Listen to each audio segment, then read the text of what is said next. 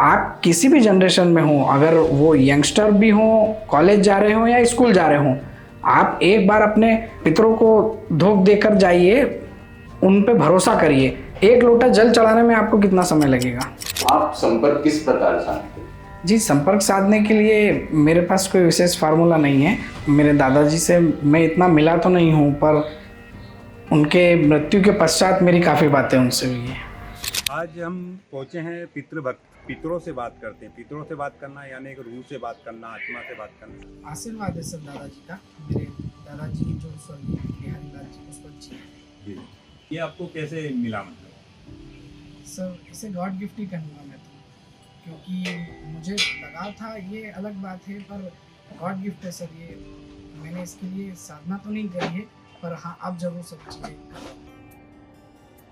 जैसा कि हम सभी जानते हैं कि भक्ति का कोई स्वरूप नहीं होता। कृष्ण भक्त सुने हैं हमने, राम भक्त सुने हैं हमने। आज इसी सिलसिले में मैं आपको मिलवाने जा रहा हूँ पितृभक्त श्री प्रतीक जी पुष्पत से। इनके बारे में मैंने ये सुना है और कई लोगों के मुझे सुना है कि ये पितरों से बात करने में समर्थ है। तो आज हम उनसे वही जानेंगे कि ये पितरों के संपर्क में किस प्रकार आते हैं। जैसे आज के समय में हम सभी जानते हैं कि अगर मुझे किसी से मिलना है तो मिलने के लिए अपॉइंटमेंट लेना पड़ता है, और ये यहाँ बैठे बैठे पितृलोक से संपर्क साध लेते हैं। तो मेरा सबसे पहला सवाल ये है कि आपकी रुचि जो है वो पितरों की तरफ किस तरह गई? क्या आपने कोई साधना की जिससे आपको ये मिला, या ईश्वर ने वरदान स्वरूप ही आपको प्रदान किया? राम राम सभी को। देखिए, मैं आपको बताना चाहता हूँ कि इस विषय पर रुचि जो आप बता रहे हैं पितरों पे, ये कहीं गॉड गिफ्ट है मेरे पास, ईश्वर का दिया हुआ वरदान है। और या ये भी कह सकते हैं कि पितरों ने मुझे चुना है यहाँ पर। इसके लिए कोई मैंने साधना नहीं करी है। ये दादाजी हमारे, मेरे स्वर्गीय बिहारी लाल जी पुष्पत जी, उनका आशीर्वाद कहूँगा मैं, जिनकी वजह से मैं ये सब सेवाएं दे पा रहा हूँ। इसका अर्थ ये है कि आपकी अपने पूर्वजों में श्रद्धा काफी रही होगी और श्रद्धा के परिणाम स्वरूप आपको ये आशीर्वाद प्राप्त हो। हाँ, बिल्कुल बोल सकते हैं। मेरे दादाजी से मैं इतना मिला तो नहीं हूँ, पर उनके मृत्यु के पश्चात मेरी काफ़ी बातें उनसे हुई हैं। अच्छा, तो आप संपर्क किस प्रकार साधते हैं? जी, संपर्क साधने के लिए मेरे पास कोई विशेष फार्मूला नहीं है। एक्चुअली मैं जिस जगह जाता हूँ, जिस परिवार से मिलता हूँ, उनके पितरों के लिए मुझे एक आवेदन मैं करता हूँ मन में कि आप जो भी यहाँ पर मौजूद हैं इनके परिवार के, वो संपर्क करिएगा। आपसे मिलने में रुचि इसलिए जागी कि मैंने आज तक बहुत कुछ सुना, पर ये नहीं सुना कि कोई आपकी पीढ़ियों से संपर्क कर सकता है, दादाजी से, परदादाजी से। अच्छा, इस चीज को लेकर के समाज में बहुत सारी भ्रांतियां भी हैं। लोग पितरों को लेकर सदा भयभीत रहते हैं। तो उस भय को दूर करने के लिए ऐसा कोई साधन उपलब्ध है क्या? ऐसा कोई साधन है जिससे इस भय को समाज से हटाया जा सके? जी बिल्कुल। सबसे पहले तो मैं ये कहूँगा आप सभी से कि पितरों के विषय में जो भय फैला हुआ है, जैसे आपने कहा, या एक डर सा माहौल है कि व्यक्ति बोलता है कि पितृदोष आ गया है, पितृदोष है हम पर, पितरों की वजह से ये सब कुछ हो रहा है। मैं आप सभी को ये बताना चाहूँगा कि सबसे पहले तो आप इनसे डरना छोड़ दीजिए। सबसे पहले तो आप ये जो आपने विषय के बारे में चर्चा करी है, आप उनको बातों में लाइए। अक्सर हम लोग देखते हैं कि पितरों की बातें या आत्माओं की बातें हमारे घर में होती ही नहीं है, भले ही वो हमारे दादाजी ही क्यों ना हों। कोई भी व्यक्ति जब इस विषय पे बात छेड़ता है तो बाकी लोग रुक जाते हैं, या फिर कोई भी ये सोच लेता है कि नहीं नहीं ये सब बातें करने की नहीं है, या फिर इनके लिए कुछ करने का नहीं है। मेरा उद्देश्य ऐसा नहीं है कि मैं आपको ये बताऊं कि भाई आप पूजा पाठ नहीं करिए। आप बिल्कुल पितरों के निमित्त हर व्यक्ति को पूजन कर्म करना चाहिए, ब्राह्मण देवताओं के सम्मान के साथ करना चाहिए। आज हमारी पीढ़ी कहीं ना कहीं इनसे भी चूक रही है। तो मैं चाहूँगा कि आप पितरों के निमित्त कर्म सभी लोग करें, और जहाँ जैसे भाव है आपके, जितनी श्रद्धा के साथ आप कर सकते हैं, उस श्रद्धा के साथ करिए। ऐसा नहीं सोचिए कि मैं हमारे पास आज पैसा नहीं है तो हम पितरों के निमित्त पूजा नहीं कर पाएंगे। आप जिस भाव से रखेंगे उस भाव से पूजा स्वीकार होगी। मैं आपसे ये भी जानना चाहता हूँ कि आज की जो युवा पीढ़ी है उसके पास हमेशा एक ही लाइन है, हम बहुत व्यस्त हैं। तो इस व्यस्तता में हम पितरों के लिए समय कैसे निकालें? परिवार के लिए भी समय नहीं निकाल पा रहे, तो पितरों के लिए कैसे समय निकालें? तो क्या ऐसा कोई रास्ता है जिसके द्वारा रोज ही वो पितरों को बुला सके, उनका आशीर्वाद प्राप्त कर सके बिना किसी परेशानी के? जी हाँ, बिल्कुल, बहुत अच्छा सवाल है आपका। आप सबसे पहले तो मैं ये बताऊंगा कि ये भूल जाइए कि पितृ हमेशा श्राद्ध में ही पूजे जाते हैं, या फिर हाँ पितरों के लिए सिर्फ श्राद्ध ही है, या फिर पितरों के लिए केवल अमावस्या ही है। आप लोग नियमित रूप से भी पितरों की पूजा कर सकते हैं। उसके लिए आपको कोई 2 घंटे की पूजा पाठ नहीं करनी पड़ेगी, कोई विशेष अनुष्ठान की ज़रूरत नहीं पड़ेगी। ये नित्य प्रोसेस के रूप में, डेली प्रोसेस के रूप में मैं आपको बताता हूँ कि आप चाहें तो अपने घर के बड़े बुजुर्गों का आशीर्वाद इसमें शामिल करिए।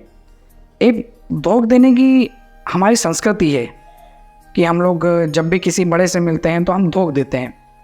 तो मैं चाहूँगा कि जो भी घर में तस्वीरें लगी हैं पितरों की, आप डेली जब भी जल्दी में निकलें, तो कितनी भी जल्दी में क्यों ना निकले, एक बार तस्वीरों पे धोख तो दे सकते हैं। आप धोख देना तो शुरू करिए, उनके हाथ जोड़ना शुरू करिए। ये तो हम जल्दी में भी कर सकते हैं। अगर आपको बहुत जल्दी है, आप कॉलेज जा रहे हैं, आप सर्विस पे जा रहे हैं, जॉब पे जा रहे हैं, तो आप गौशाला रास्ते में पड़ती है तो गायों के लिए सेवा कर सकते हैं। आप अगर चाहें तो घर से ही एक रोटी ले जाइए, जो भी गाय दिखती है रास्ते में उसे दे दीजिए। जल्दी में है तो सुबह छत पे जाइए और पशु पक्षियों के निमित्त जो भी आप कर सकते हैं, पशु पक्षियों के लिए दाना डालना है या जो भी आप चाहें वो सेवा आप कर सकते हैं। ये सब पितरों का आशीर्वाद ही मिलेगा। अगर आपके आसपास कोई नज़दीकी तालाब, नदी हो तो आप मछलियों को दाना डालिए।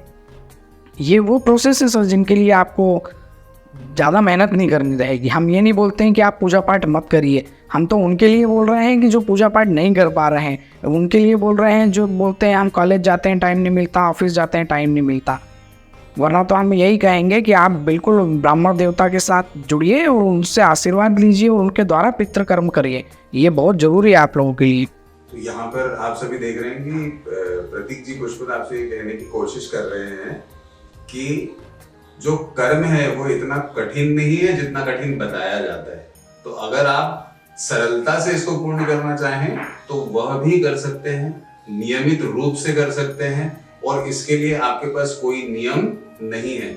और मैं इसको अगर छोटे में बताना चाहूँ तो जैसे हम सभी जब घर से निकलते हैं तो मंदिर दर्शन करने के लिए जाते हैं।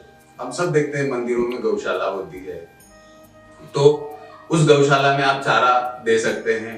दूसरा ये है कि अगर आपके पास चारा खिलाने का समय नहीं है तो आप जो चारे के लिए दान पात्र है आप उसमें धन डाल करके आ सकते हैं। मतलब आप उनके निमित्त दान जो है उसको लगातार करते रहें, इतना कठिन नहीं है। अच्छा, मैं आपसे दूसरी बात ये भी जानना चाहता हूँ कि जैसे सबसे ज्यादा जो लोगों में भय है वो इस बात से कि मुझे संस्कृत नहीं आती, तो अब मैं कैसे करूँ? तो क्या ऐसा कुछ हो सकता है कि आपको संस्कृत नहीं आती, आपको वेदों की भाषा नहीं आती, आपको कुछ नहीं आता, क्या आपके भीतर सिर्फ श्रद्धा के द्वारा भी ये कार्य हो सकता है? बिल्कुल हो सकता है। देखिए, एक छोटा बच्चा होता है या छोटा क्या, अगर बड़ा भी होगा तो भी, जब भी किसी बच्चे को कोई चीज़ चाहिए होती है तो वो अपनी माँ को याद करता है, अपने पिताजी को बोलता है। वो ये नहीं सोचता कभी कि वो हमारी इच्छाएं पूरी कर पाएंगे या नहीं। उनका काम होता है कि उन्हें बोलना। वो जिस भाव के साथ बोलता है, अपनी बात अपने माता पिता को रखता है, वही भाव के साथ हम अगर पितरों से अपनी बात रखें, पितरों को ऐसा समझे कि मैं बोल रहा हूँ और वो सुन रहे हैं, तो उन तक जरूर पहुँचेगी। इसके लिए आपके दादाजी परदादाजी कहाँ संस्कृत में बात करते थे, वो आपकी भाषा समझ सकते हैं क्योंकि वो आपकी ही भाषा में बात करते थे। इसके लिए कोई विशेष आपको डरने की, घबराने की या भाषाओं की ज़रूरत नहीं है। भाव ही एक ऐसे शब्द है जो इतनी दूर रहते हुए भी वो आत्माएं खींची चली आती हैं। ये भी भाव ही है सर। मेरा अगला प्रश्न आपसे ये है कि कोई भी व्यक्ति अगर परेशान होता है तो वो जनरली ये पितरों से जोड़ देता है। तो अगर कोई व्यक्ति परेशान है तो वो जाए कहाँ जहाँ पर उसको सरलता से हर चीज का उपाय मिल सके और वो परेशानियों से निवृत्त हो सके? देखिए, अगर समस्या आपकी है तो सबसे पहले आप घर से शुरुआत कीजिए। कहने का मतलब ये है कि अगर आपको कोई समस्या आ रही है तो आप बाहर निदान ढूंढने की बजाय अपने घर में शुरू करिए। हमारे पीढ़ियों से परंपरा चली आ रही है अपने कुल के देवी देवताओं को पूजने की, कुल के पितरों को पूजने की। अगर व्यक्ति नियमित रूप से इनको साध ले, इनकी पूजा पाठ करे, तो मुझे नहीं लगता कि उन्हें बाहर कहीं भी जाने की ज़रूरत पड़ेगी। आपके कुल देवी देवता और कुल पितरों में इतनी ताकत है कि वो आपको कभी परेशानियों में घिरने नहीं देंगे। आप किसी भी जनरेशन में हों, अगर वो यंगस्टर भी हों, कॉलेज जा रहे हों या स्कूल जा रहे हों, आप एक बार अपने पितरों को दोग देकर जाइए, उन पे भरोसा करिए। अपने कुल देवी देवताओं की जो पूजा होती है उनको अवॉइड मत करिए, उनमें शामिल होइए। हम लोग देखते हैं सर कि कई बार विवाह शादी बंधन संस्कार होते हैं, तो उसमें जो परंपराएं होती हैं, जो उसमें पूजा पाठ चलती है, उनमें कई बार हमने देखा है कि परिवार के ही कई लोग इधर उधर घूमते हैं कि पूजा चल रही है, हमारा क्या काम है।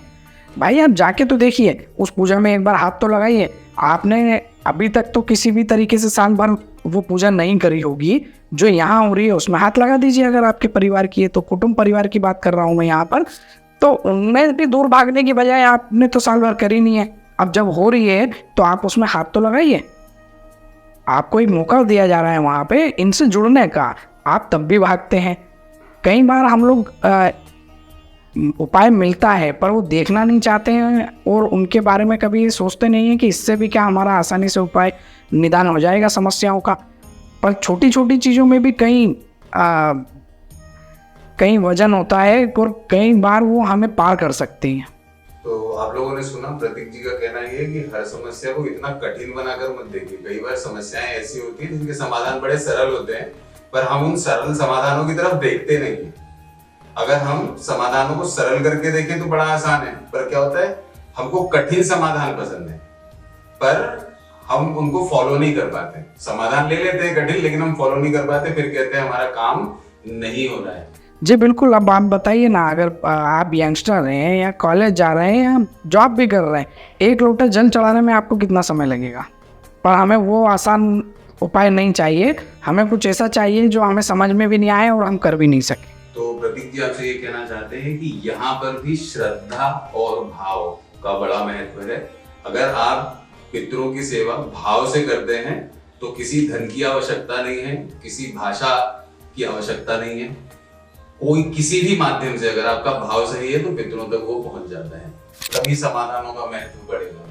कि अगर आप नहीं कर पा रहे तो समाधान कठिन है, तो इससे समस्या का निदान जो है वो जल्दी हो जाएगा, ऐसा पब्लिक सोचती है। तो मैं आपसे यही विनती करूंगा कि प्रतीक जी जो बोल रहे हैं उसको फॉलो करें और समस्याओं की तरह ना देखें। अगर आसान निदान मिलता है तो उन निदानों की तरफ देखें और श्योर है कि आपकी समस्याएं जो है वो जल्दी से जल्दी सॉल्व हो जाएंगी।